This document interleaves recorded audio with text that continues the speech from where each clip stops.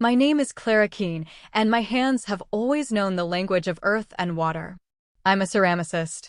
In the quiet solitude of the studio I built in the back of our old craftsman home in Portland, I spend my days coaxing life from lumps of clay. I find a certain peace in the spin of the wheel, in the gentle pressure that centers a formless mass into something with purpose, a vase, a bowl, a mug meant to warm a stranger's hands. It's a slow, deliberate magic, one that has taught me patience. A lesson I've needed more than I ever knew. Our home is nestled in the Laurelhurst neighborhood, where the maple trees put on a spectacular, fiery show each autumn. The air, smelling of damp earth and wood smoke, filters through the open window of my studio, carrying with it the distant hum of the city. My husband, Liam, says our house has good bones. He says the same about people. Liam is an emergency room physician at OHSU, a man who lives his life in the stark, unforgiving territory between crisis and calm. He sees the world in triage: what is broken, what can be fixed, what must be let go. Yet when he comes home, he sheds the weight of it at the door, his presence a steady, grounding force in my life. We've been married for 7 years. 7 years of building a life brick by brick, laugh by laugh. But there is a quiet room in our home that has remained empty, a space we'd long hoped to fill with the chaos and joy of a child. We have walked the sterile, hopeful path of fertility treatments for 3 years, a journey of clinical language and whispered prayers, of soaring hopes that inevitably crashed against the hard wall of reality. Each negative test felt like a small death, a tiny fracture in the vessel of our shared dream. But it never broke us. If anything, the pressure forged us closer, our hands clasped tighter in the quiet darkness. We learned to find our wholeness in each other, a family of two, complete in our own way. The crisp October air held a particular charge that year, a current of anticipation that had little to do with the changing season and everything to do with my sister, Sophie. She was expecting her first child. Sophie, my younger sister by 2 years, was a force of pure, unadulterated sunshine. She worked as a children's librarian in the Selwood Moreland district, a perfect fit for a woman who seemed to carry a storybook in her heart. 3 years ago, she had married Mark, a kind, steady man who worked in wealth management for a local credit union. He adored her, grounding her effervescence with his quiet strength. Now, at 8 months pregnant, she was incandescent. That evening, the scent of roasting garlic and rosemary filled our kitchen as I waited for them to arrive for dinner. Liam came up behind me, wrapping his arms around my waist and resting his chin on my shoulder. He smelled of antiseptic soap and the faint, sweet scent of the coffee he always drank on his shift. "Smells incredible, Clara," he murmured, his voice tired but warm. "Long day." "The usual controlled chaos," he said, kissing my temple. A reminder that life is fragile and ridiculously resilient, all at once. "Are Sophie and Mark on their way?" "Should be here any minute," I said, turning in his arms. I looked into his eyes, a deep, compassionate blue that had seen more than I could ever imagine. "You know, sometimes I watch her and I feel this pang. Not jealousy, not anymore. More like awe. And a little bit of sorrow for the part of that journey we're missing." Liam's hand came up to cup my cheek. "I know," he said softly. "But watching her happiness, being part of it, that's its own kind of gift, isn't it? We get to be the world's best aunt and uncle. That's not a consolation prize. It's a title of honor."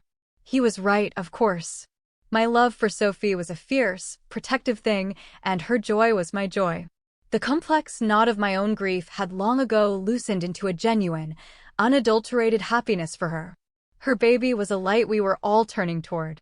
The doorbell chimed, and when I opened it, Sophie stood on the porch, a brilliant vision in the soft glow of the porch light. She was swathed in a soft, oversized sweater, her belly a perfect, proud sphere. Her fair hair, usually a cascade of beachy waves, was pulled back, emphasizing the rosy, full-cheeked bloom of pregnancy. Mark was beside her, one hand resting protectively on the small of her back, his expression a mixture of pride and gentle concern. "Clara." Sophie's voice was a melody. She enveloped me in a careful one-armed hug, her belly a warm, solid presence between us.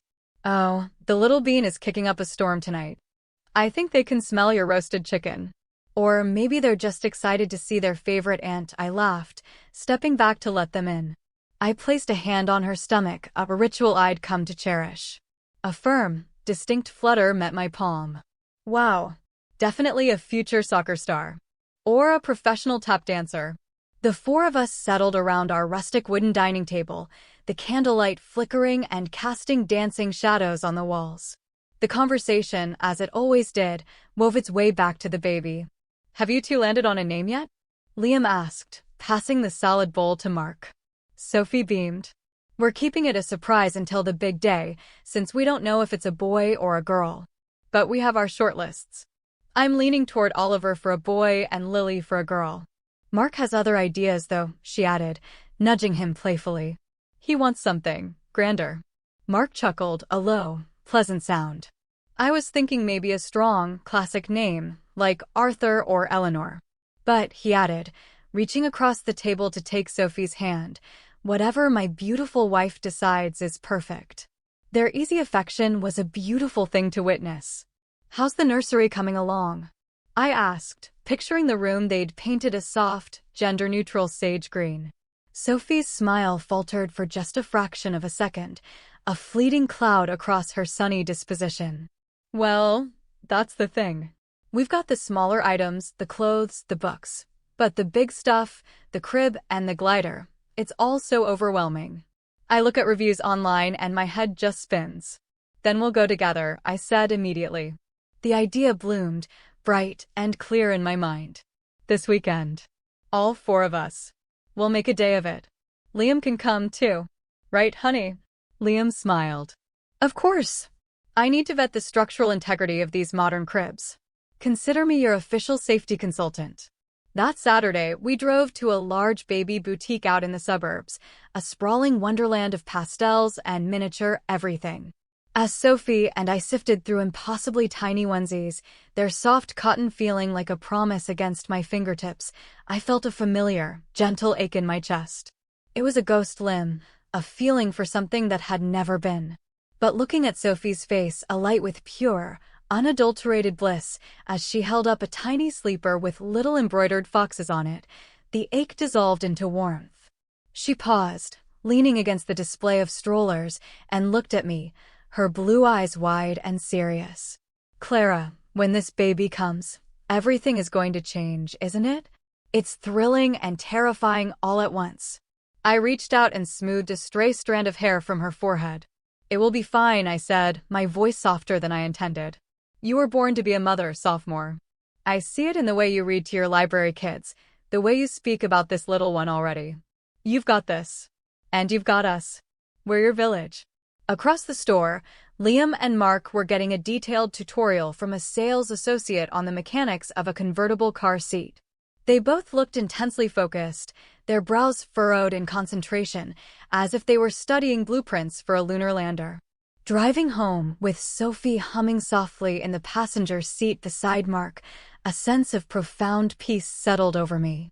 Having all of you here, she said, her voice dreamy as she gazed out the window, it just feels so right. This baby is going to be born into so much love.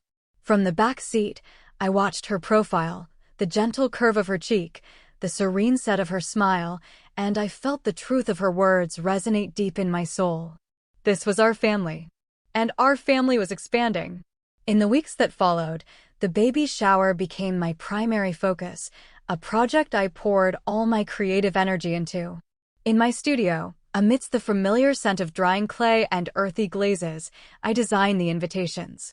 On thick, cream-colored cardstock, I painted a delicate watercolor wash of soft greens and yellows, the colors of new leaves and pale sunlight. With my finest calligraphy pen, I lettered the words, "A new chapter is waiting to unfold." Each one was a small work of art, a tangible piece of my love for my sister. What do you think? I asked Liam one evening, laying a finished invitation on the kitchen counter. He picked it up, adjusting his reading glasses. Clara, this is exquisite. It's so, you.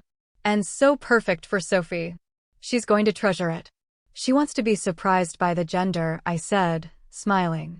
She says the mystery is part of the magic. So, neutral colors it is. The next day, Sophie and I scouted a venue. We settled on the sunroom of a local botanical garden, a beautiful glass-walled space that overlooked a meticulously kept rose garden, now fading gracefully into its autumn dormancy. The room was flooded with a soft, diffused light. Sophie walked slowly around the space, one hand supporting her belly. "Oh, Clara, it's perfect. We can put the gift table over there, by the ferns, and maybe have the main seating area here, looking out at the garden." "I love it," I agreed, already picturing the room filled with friends and family. "Thank you for doing all this," she said, her voice thick with emotion. "I've never had a party like this thrown for me. I wouldn't even know where to start." I put my arm around her shoulders. "What are you talking about? We're sisters. Your baby is our baby in a way. Celebrating this is celebrating us." That night, Liam and I sat on the sofa, a shared laptop between us, compiling the guest list. Friends of Sophie and Mark, colleagues from the library and the credit union, our sprawling web of aunts, uncles, and cousins. The list grew to nearly 40 people. "Where are we ordering the cake from?" Liam asked, scrolling through a list of local bakeries. "Petunia's Pies and Pastries," I said decisively. "They're making her absolute favorite, a vegan lemon and lavender cake." I asked them to craft tiny, edible sugar paste succulents to decorate the top. "Lemon and lavender," Liam mused with a smile. "She's loved that combination since we were kids, and Mom used to make those lemon bars from her garden lavender." As the day drew closer, the excitement became a palpable thing, a shared current running through our family. Mark, taking a rare afternoon off from work, arrived at our house with bags full of decorations. He had chosen elegant, biodegradable balloons in shades of cream and sage green, and long, flowing ribbons of raw silk. "Mark, this is stunning," I said, genuinely impressed as I pulled a string of delicate fairy lights from a bag. "You have a secret talent for event design." He blushed slightly. "I can't take all the credit. I had a consultant." He winked. "Sophie sent me a very detailed Pinterest board. She wanted ethereal woodland, not cutesy baby." "You're a good husband, Mark," I said warmly. "She's a lucky woman." A week before the shower, the four of us embarked on one final shopping trip for last-minute items. Sophie's movements were slower now, more deliberate, but her face was constantly lit with a serene, radiant joy. "What about these for the game prizes?" I asked, holding up a selection of locally made soy candles and artisanal soaps. "They're perfect," Sophie agreed, carefully examining one of the candles. She pressed her hand to her belly. "Oh, listen to that. The baby is having a little party in there, too. They must be excited about all this." On the drive home, she rested her head against the passenger side window, her hand never leaving her stomach. "This baby is going to know so many stories," she said softly. "And so many loving faces. They're so lucky." "We're all lucky," I said from the back seat, my hand resting on her shoulder. "This little one is already our greatest treasure." The day before the party, I arrived at the Botanical Gardens sunroom early. Liam and Mark met me there before their respective workdays began, and the three of us moved with a quiet, efficient energy, transforming the empty space. We arranged tables, draped them in soft linen cloths, and Mark, with surprising skill, assembled a breathtaking balloon arch over the entrance. "It's done," I said, stepping back to take in our handiwork. The room looked magical, bathed in the soft morning light, the pastel colors creating a dreamy, peaceful atmosphere. "Sophie is going to lose her mind," Mark said, a wide, proud grin on his face. "She might actually cry." That evening, we all gathered at our place for a final run-through. The RSVPs were all in, 42 guests confirmed. The cake was ready for pickup in the morning. The games were organized. Everything was in place. "Tomorrow," Sophie breathed, her eyes shining. "I can't believe it's really tomorrow. Having everyone together, it feels like a dream." "Seeing you this happy is all the thanks we need," I said, squeezing her hand. "It's going to be a perfect day," Liam added, his gaze soft as he looked at Sophie. "I was telling one of the nurses about it, and she said it sounds like the most beautiful shower she's ever heard of." Oh, Dr. Liam, Sophie said, her voice full of affection. Thank you for everything. I can't wait for you to be this baby's doctor, Uncle. It would be my absolute honor, Liam replied, his voice warm and sincere. That night, as I lay in bed, I mentally rechecked the schedule one last time. Everything was accounted for. Every detail was polished. This is the start of a new chapter for all of us, I whispered to Liam in the dark. It is, he agreed, his hand finding mine under the covers. When that baby is born, our lives will change too. And I have a feeling it's going to be for the better. The morning of the shower dawned bright and clear, one of those rare, perfect autumn days in Portland where the sky is a crisp, brilliant blue and the air is electric. I arrived at the sunroom at 8, the quiet stillness of the gardens creating a sacred atmosphere for the final preparations. The pastel balloons seemed to glow in the sunlight filtering through the glass ceiling. Helen, the venue manager, greeted me with a warm smile. Morning, Clara. The big day, huh? Your sister is a lucky lady. We're all the lucky ones, I replied, my heart swelling with pride as I adjusted a centerpiece of eucalyptus and white roses. At 10:30, Mark arrived carrying a stunning bouquet of white hydrangeas and silvery dusty miller. Morning, Clara. Sophie's just finishing up. She's so excited she could barely sit still for me to tie her shoes. They're beautiful, Mark, I said, taking the flowers. They're her favorites. By 11, the guests began to stream in, their faces bright with smiles, their arms laden with beautifully wrapped gifts. Sophie's friends from the library, her colleagues, our family. The room filled with a symphony of happy chatter and laughter. Clara, this is breathtaking, whispered Jessica, Sophie's best friend since college. You've outdone yourself.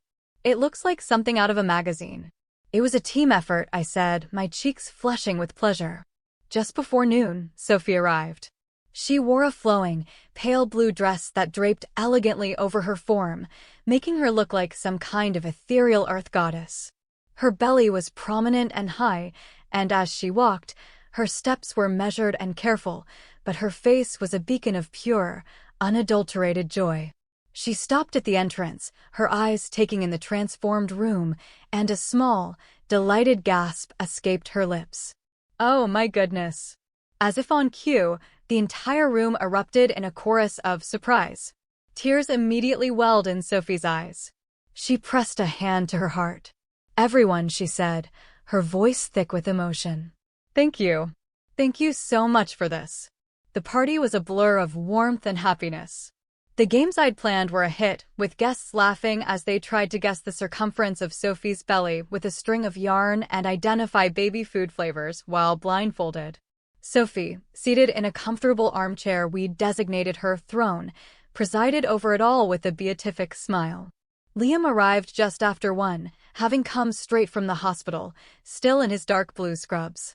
The first thing he did was make his way to Sophie.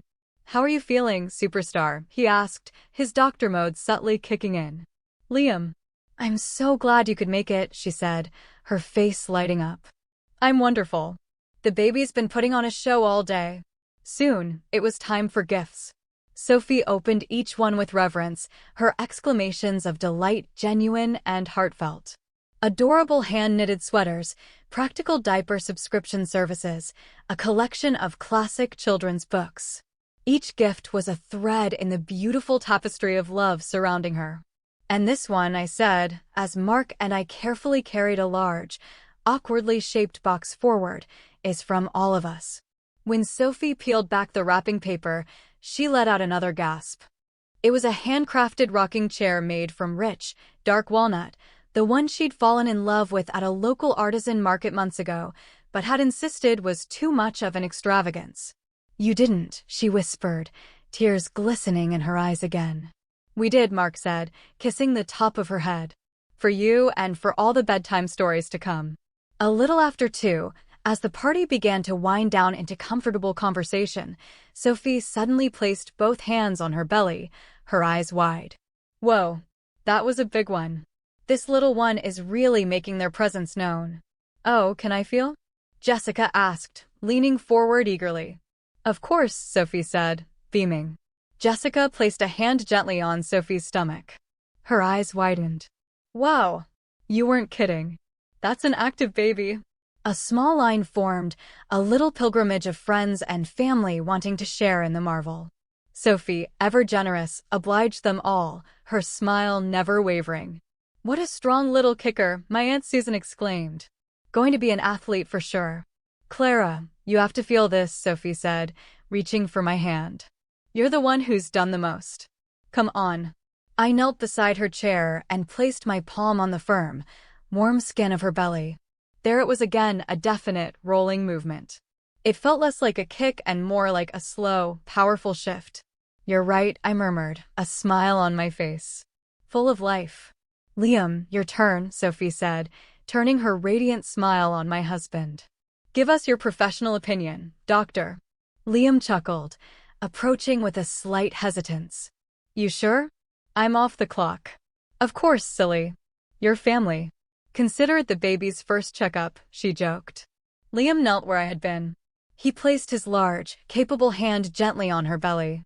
His initial smile was warm, indulgent. But then it froze. I watched as his expression underwent a subtle, terrifying transformation. The warmth drained away, replaced by an intense, clinical focus. A small furrow appeared between his brows. He moved his hand slowly, methodically, from one side of her abdomen to the other, pressing gently. Then he returned to the first spot, his touch now more diagnostic, less casual. How is it? Sophie asked, her voice full of happy expectation. Strong, right? Liam's face was losing color at an alarming rate. He slowly removed his hand, his eyes finding mine over Sophie's head. They were filled with an emotion I had never seen in him before, a stark, bottomless horror. He stood up, his movements stiff, and took my arm in a grip that was surprisingly tight. Clara, we need to go outside. Now. His voice was a low, urgent whisper. What? Why? I was bewildered, trying to keep my expression light for Sophie's sake. We're in the middle of everything. Now, he repeated, his tone leaving no room for argument. I forced a smile for the room. Excuse us for just one moment, everyone. Be right back. Sophie's brow wrinkled with a flicker of concern. Is something wrong? No, of course not, sweetie, I said, my voice sounding unnaturally high to my own ears. Liam just needs to tell me something about work. He all but pulled me from the sunroom, through the main hall of the Botanical Center, and out into the crisp autumn air of the parking lot. The sudden cold was a shock. He spun me around to face him, his hands gripping my shoulders. His own were trembling. Call 911, he said, his voice ragged. What? Liam, what are you talking about? What on earth is wrong? My heart began to hammer against my ribs, a frantic bird trapped in a cage. The baby, he said, his eyes wide and haunted. When you touched her belly. Clara, what did it feel like to you? It was moving, I said, confused. We all felt it. It was moving around in there. Liam closed his eyes for a second, taking a shuddering breath. The composure he wore like armor, the calm that defined him in any crisis, was gone. He was just a man, terrified. Clara, he said, his voice cracking. Years of medical training, my gut, my hands, they're telling me something impossible. He struggled for the words. That wasn't the baby moving. He swallowed hard. The baby? I don't think there's a heartbeat. I think the baby has been gone for weeks. The world tilted on its axis. The cheerful sounds of the party still drifting from the open door, the laughter, the music, Sophie's happy voice, seemed to come from a different planet. My knees buckled, and I would have collapsed onto the cold asphalt if Liam hadn't been holding me up. No, I whispered, the word a tiny, useless shield against his devastating ones. No, that's not possible. Liam, you're wrong. He was already fumbling for his phone. 911, I need an ambulance at the Portland Botanical Gardens. I'm a physician. We have a 35-week pregnant female. I suspect an intrauterine fetal demise. The siren, when it came, felt like it was tearing a hole in the fabric of the beautiful day. The paramedics burst from the ambulance, their movements swift and serious. Liam, showing his hospital ID, gave them a rapid-fire, clinical summary. Confused guests spilled out onto the patio. Mark was by Sophie's side, who was now being helped into a wheelchair by one of the paramedics, her face a mask of confusion and burgeoning fear. "What's happening? Why are they here?" she asked, her eyes darting between me and Liam. "I'm fine. The baby is fine. It's just a precaution, Soph," I said, my voice trembling as I took her cold hand. "Just to be safe. Everything is going to be okay." Mark looked at Liam, his face pale with dread. "Liam, what the hell is going on? Let's just get her to the hospital, Mark." "Let them run every test," Liam said, his voice carefully controlled, but his eyes betrayed his terror. He was a doctor who knew the odds, but he was a brother-in-law who was praying for a miracle. At the hospital, we were met by Dr. Caldwell, a senior obstetrician and one of Liam's colleagues. She took one look at Liam's grim face and grasped the gravity of the situation instantly. "We'll get her straight into an ultrasound," she said in a calm, quiet voice. In the dimly lit examination room, Sophie lay on the table, her bright blue dress a stark contrast to the sterile white sheets. She stared at the acoustic tile ceiling, murmuring softly to her belly. "It's okay, little one. We're just being silly. Mommy's right here." The moment the technician's probe touched Sophie's skin and the grainy, black and white image flickered onto the monitor, an absolute, profound silence fell over the room. Dr. Caldwell watched the screen, her expression unreadable, moving the probe with practiced, gentle motions. After several long, agonizing minutes, she switched off the machine. "Dr. Keene," she said, her voice low. "A word outside, please." In the starkly lit corridor, she delivered the news with gentle finality. "There's no cardiac activity." "I'm so sorry." "Based on the measurements, the baby passed away some time ago. Perhaps 2, maybe 3 weeks." Liam leaned his head against the cool wall, his eyes shut tight. "How do I tell them?" he whispered, his voice broken. "We'll tell them together," Dr. Caldwell said, placing a steadying hand on his arm. When we re-entered the room, Sophie looked from my tear-streaked face to the doctor's somber expressions, a flicker of hope still in her eyes. "It's okay, right? The baby's just sleeping?" Dr. Caldwell pulled a stool to the bedside. "Sophie," she began softly, using her first name. "I am so sorry to have to tell you this." "Tell me what?" Sophie's voice was small. "We were unable to detect a heartbeat. Your baby has passed away." Time seemed to warp, to stretch and thin until it was non-existent. Sophie stared at her, her mind clearly struggling to process the words. "No heartbeat? What does that mean?" "It means the baby is gone, honey," Mark whispered, his own voice cracking as he rushed to her side, grabbing her hand. Sophie violently shook her head, pulling her hand away. "No, you're wrong. The machine is broken. The baby is alive. I felt it. We all felt it move, just an hour ago." I moved to her other side, my own tears falling freely onto her arm. "Sophie, please, listen to the doctor." "You too, Clara," she cried, her eyes wild with betrayal and panic. "You're supposed to be on my side. I'm the mother. I know my baby." Dr. Caldwell gestured to a nurse, who quickly returned with a patient file. "Sophie," the doctor said gently, "there's a record here of you being admitted to our emergency room 2 weeks ago, on October 15th. Mark stared at his wife, his face a canvas of pure shock. "You were in the ER? You never told me. Do you remember, Sophie?" Dr. Caldwell asked. "The record says you had a fall." Sophie looked utterly lost. "A fall? No.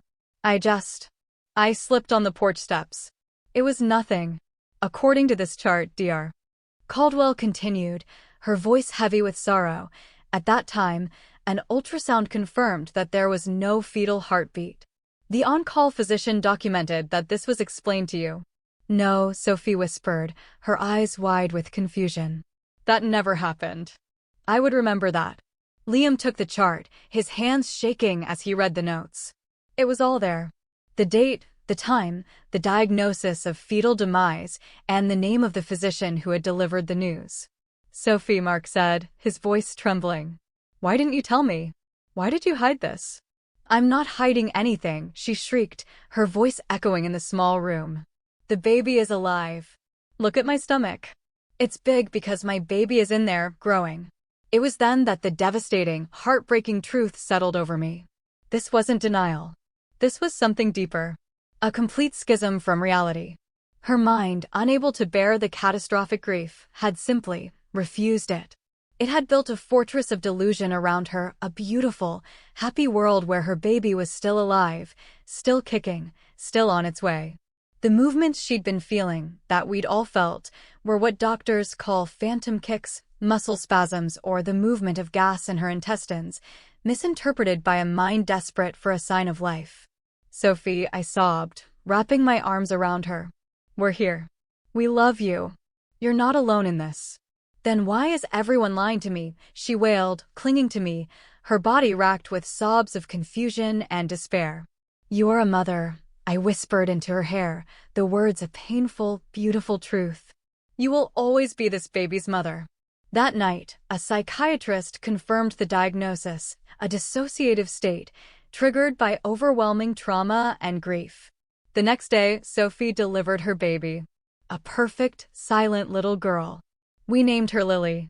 We held her, we dressed her in a tiny knitted cap, and we said goodbye in a small, private room filled with more love and sorrow than I had ever known. And for the first time, as Sophie held her daughter's still, small body, the fortress in her mind crumbled, and she began to grieve. The months that followed were a long, slow winter of the soul.